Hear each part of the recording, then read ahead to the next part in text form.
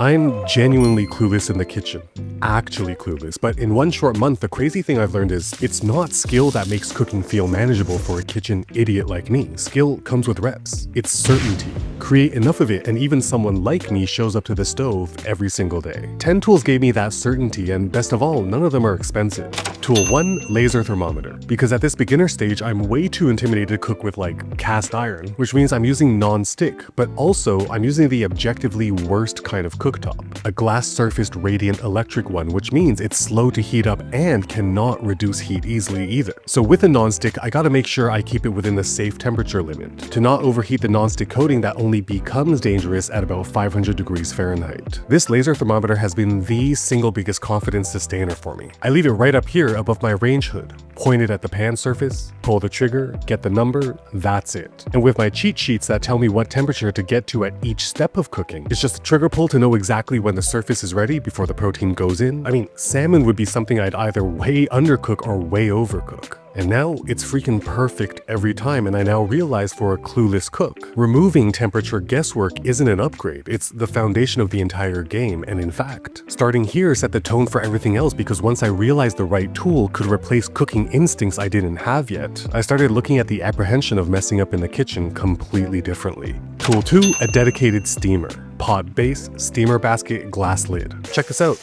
Water goes in, turn up the heat, check that it's on a rolling boil, drop in this 500-gram bag of frozen broccoli from Costco, lid on, set the 6-minute timer, and it's done. No thawing, direct from frozen, yet perfect every time. That's literally faster than opening a food ordering app, scrolling, finding something, placing the order, not even counting the wait for delivery, and it's an exceedingly affordable, net, healthy way to fill your stomach with 175 calories that feels like 1,000. That's my first strategy. Fill the volume first so I feel full, then get to the protein and stuff I really love. This dedicated steamer is the foundation that makes my budget and health goals work, and being able to go straight from frozen for 6 minutes is the exact certainty I need. However, if you're anything like me, plain steamed veggies, broccoli or otherwise are just way too bland, which leads us to tool number 3, a large mixing bowl, and this is so embarrassing that it took me this long to get right. Again, I eat without fail now 500 grams of frozen steamed vegetables a day, and as you can see, they technically fit in this mixing bowl, but to get rid of that bland flavor, they need to be tossed with seasoning that's distributed evenly and all over, which completely fails with a small bowl. The problem before wasn't the amount of seasoning, it was space, and as you can see, now as the broccoli is getting close to being finished, I get this 6.5 quart mixing bowl ready, pinch of kosher salt, generous garlic powder, some fresh ground pepper, and then it's in the mixing bowl where I can feel like a pro chef. Swirl to spread, then toss to get all that seasoning over every single floret. And again, as someone who never actively enjoyed vegetables before, that garlic powder is doing a lot of heavy lifting, and this large mixing bowl isn't just a bowl. It's the difference between broccoli I now genuinely look forward to and broccoli I used to barely tolerate. That's a real outcome.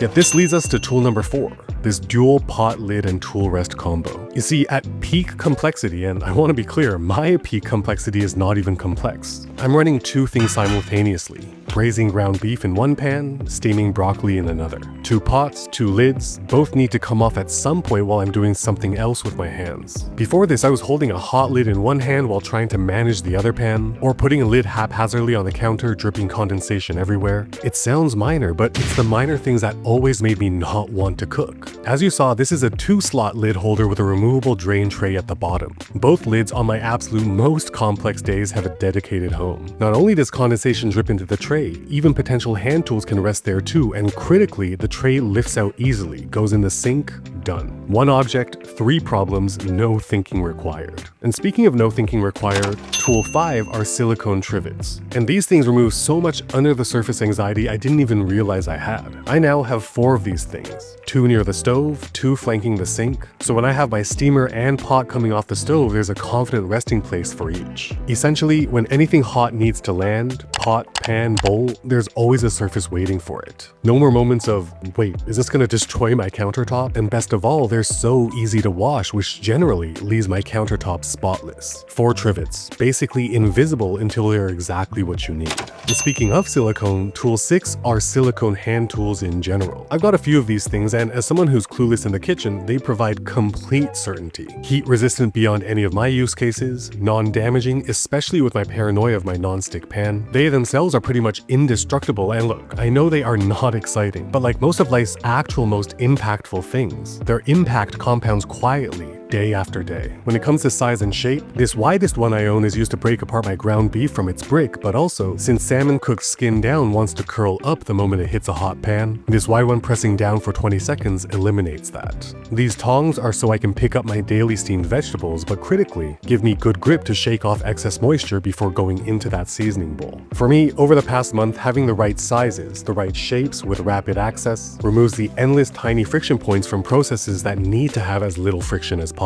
And speaking of that, next up, magnetic hooks. And I mean, the idea of them is obvious. As you can see, I hang my scissors, spatulas, tongs, which gets all of that off the precious counter space. However, I bought the wrong ones at first. These C-shaped fixed hooks with an aggressive curve and tight opening were a nightmare. They were the opposite of removing friction. Constant snagging, annoying enough that I just started leaving the things on the counter anyways. The fix? V-shaped hooks, wide opening, forgiving angle, and everything with a handle hole just drops on and lifts off in one smooth motion with one hand. Next up, this any day bowl. You see, I eat 2 meals a day, but I only cook once. That means reheating is not optional, it's structural. I'm also perhaps irrationally paranoid about microwaving plastic lids on my glass Tupperware. I mean, microwave safe is a spectrum I don't even want to think about, and these any day bowls closed that loop. First, these bowls are rated to safely go directly from the cold fridge straight into the microwave with no risk of glass cracking. Next, not only is the bowl heavy-duty glass, but so is the lid with the seal made of heat-resistant silicone. But most importantly, the lid design means that the lid handle also features this pull tab, and when lifted, as you can see, doubles as a steam vent with a built-in safety valve, which means I can microwave it fully covered without pressure buildup, without any splatter mess inside the microwave, without needing to remove the lid mid-cycle, without thinking at all.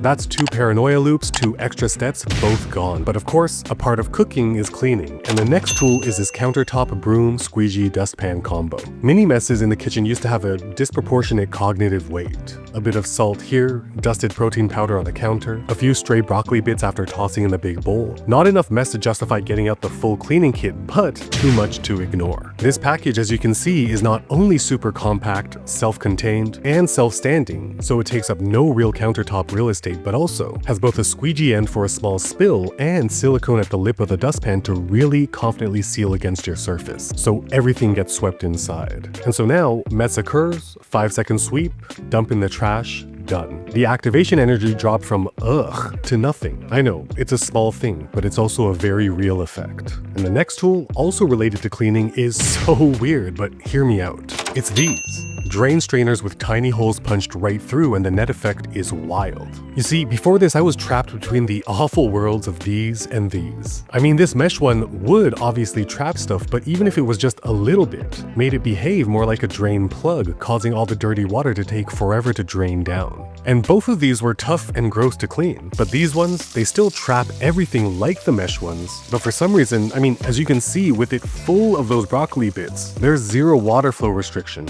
absolutely none. And despite having very small drain holes, the fact that they're all punched out of a single solid piece of stainless steel instead of malleable mesh means that cleaning this thing is as easy as cleaning a small dish. It's a drain strainer, it's not some crazy expensive thing, it will never be the hero of any kitchen, but a slow, clogging drain is one of those invisible taxes that compounds in the background until you fix it once, and then you wonder why you tolerated it for so long, which, come to think of it, is a pretty good description of everything on this list. But here's the thing. Just 1 short month ago, I made a decision for both budget and health reasons. No more dining out, no more ordering in, and perhaps most importantly, no more I'll figure it out later. I went from someone who generally genuinely avoided cooking to someone who genuinely does every single day. To be clear, I'm still clueless, but I'm functional clueless, and that's a completely different thing. However, cooking is just one part of home life. And if you want to see the same core principles in this video applied to clothing that yielded a wardrobe that runs itself, you will definitely want to watch this video